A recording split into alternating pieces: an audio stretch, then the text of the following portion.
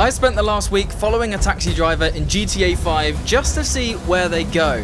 Now I've got to be honest, this video took so many twists and turns I never would have expected, so make sure you watch all the way to the end to find out what happens.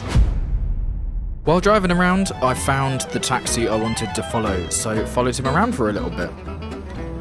As you'd expect, he's not doing anything crazy, just following all the traffic laws, or at least most of them, and driving around in what seems to be loops. He seems to go around one block first, then go around it again, then he'll start to follow a different block and go around that a couple of times. But all in all, nothing too strange. However, it was when he went up this road that things started to take a turn.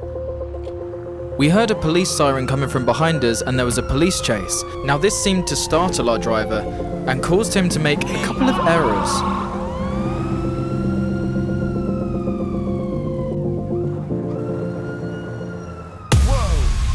I think seeing the police chase had really startled Glen and he wasn't coping with it well. After that near miss, as you'd expect, he's driving very sensibly, sticking to the traffic laws and not speeding. We drove round in a load more loops and got stuck in plenty of traffic.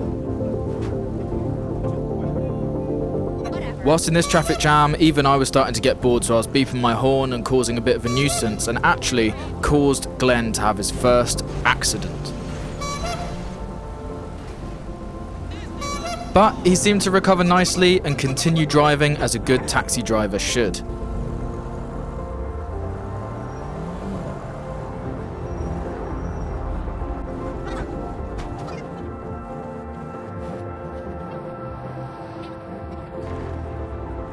We sat at so many traffic lights.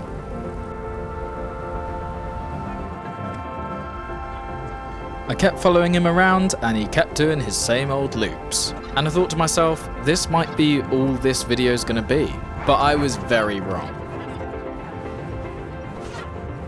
It was at this stage I noticed something a little odd, so got out the car to go and check something. I could have sworn Glen looked completely different when we first started following him, so remember this face because it's important for later. Glen continued his normal driving, waiting at every single traffic light and following all the traffic laws, stuck in plenty of traffic so not much he could really do. However, it was here that I made my first big error. I accidentally crashed into the back of Glen.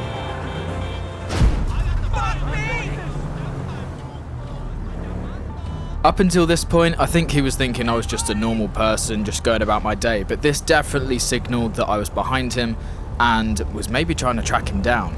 This instigated some pretty reckless driving, trying to go around the cars at the side, but still trying to follow the laws at the same time. Eventually, understandably, Glen couldn't take much more of this, so he called the police on me. Now, I don't hold this against Glen at all, but it did make this challenge a little bit more complex.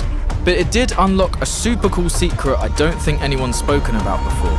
Despite the wanted stars, I continued to follow Glen, and whatever happened, happened. Glen was still very calmly following the traffic laws, waiting at every traffic light the same as you'd expect him to do.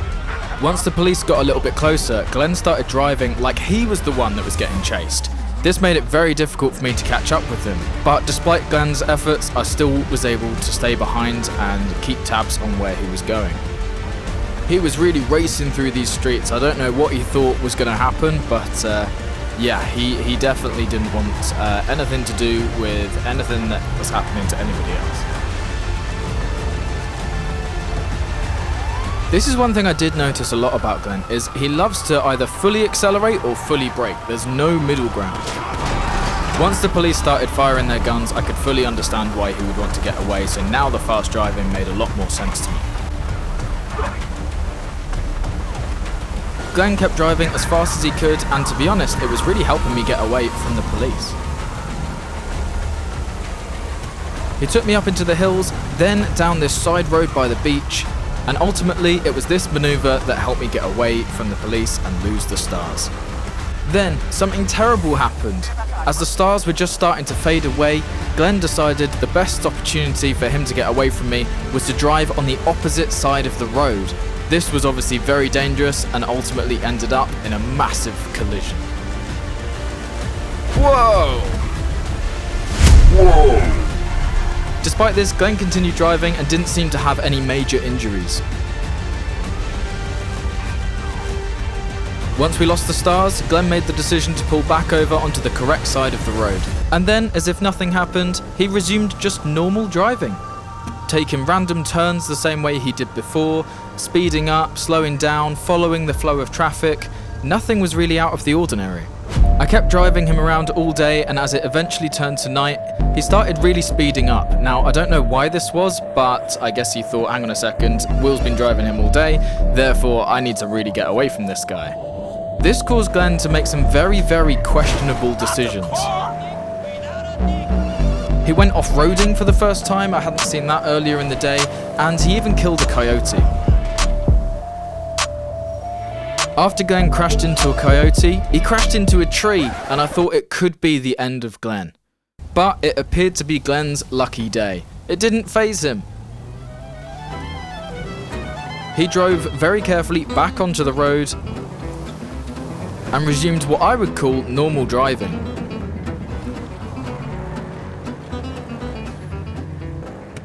But that didn't last long, because he put his foot down as soon as he got across the bridge.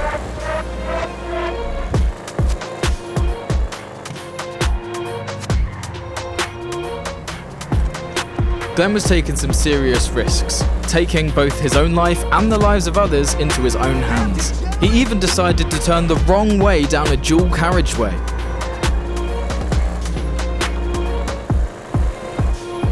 This caused me to have a pretty serious accident, but I was still able to see his signature single tail light. As we were driving down here, I was really worried for him. What if he had a serious accident? After a series of near misses, my worries are confirmed. He has a massive slam into another car. Luckily, this spins him out and he ends up driving the correct way down the dual carriageway, but still at an incredible speed.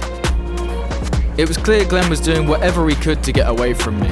And then for the second time, we had a police chase go past, and this really changed the way that Glen was driving.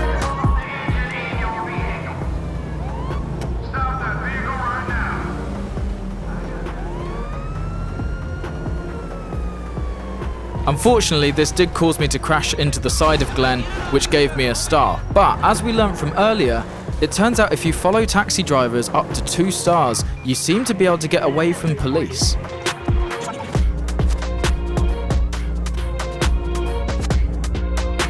Just the same as before, despite having a wanted level, I continued to follow Glen to see where he was going. And before I knew it, the wanted level had gone. Glen had saved us once again. After the police chase, Glen resumed normal driving, nothing too crazy, just acting as you'd expect a taxi driver to act. Then we did get stuck behind a caravan. Now, to be honest with you, I was very impatient here. I was beeping my horn, revving my engine, and I think it was all of this that caused Glen's very strange driving. He decided to turn around in the middle of this road, not giving anybody any warning at all. Following this turn, he decided maximum acceleration was the only way forward.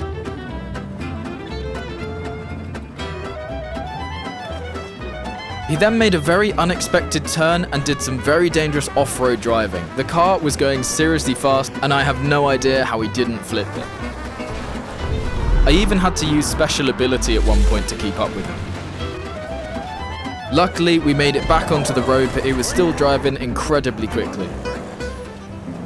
Glen's strange driving did cause me to go into the back of him just at the same time as another police chase went past.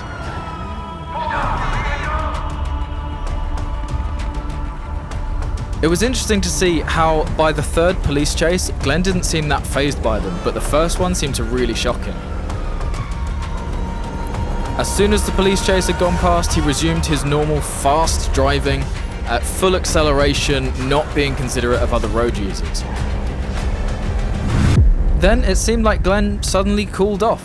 He just began driving normally again. He was braking, he was waiting for other cars. But of course, I had to go and ruin it. I accidentally slammed into the back of Glen, and this caused him to pick up the pace and start driving fast again.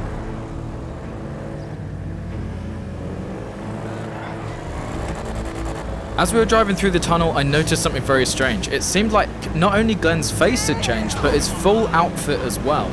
I thought it was best to get out and have a check. Whoa, yeah, okay, he's definitely changed. His t-shirt is blue, it was grey before. After I'd checked Glen's face, he resumed just normal driving. I thought at this point we were going back to the city, back to where we started. But then I saw an opportunity. We had a 4th police chase go past, and this gave me an idea. What if I crash into Glen repeatedly? Will I force him to make any interesting moves? What will he decide to do?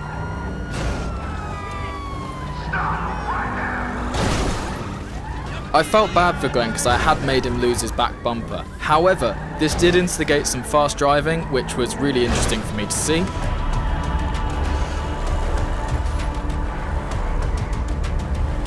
But ultimately did end in a big police chase. Now this was the beginning of the end because this police chase was wild.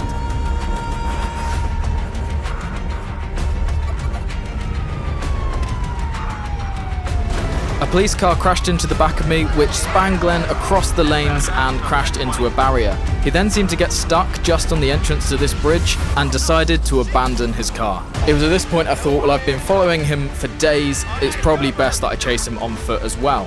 But this caused its own issues.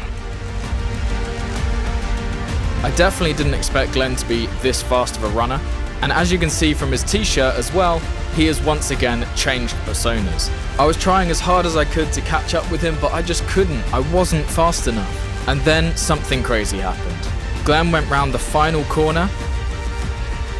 I heard him scream, and Glen was never seen again. I spent a good 5-10 minutes looking around for him. I couldn't find him anywhere. He had completely evaporated from reality. And that concludes what happens if you follow a taxi driver. You lose him. Thank you so much for watching. Catch you all in the next one. Goodbye.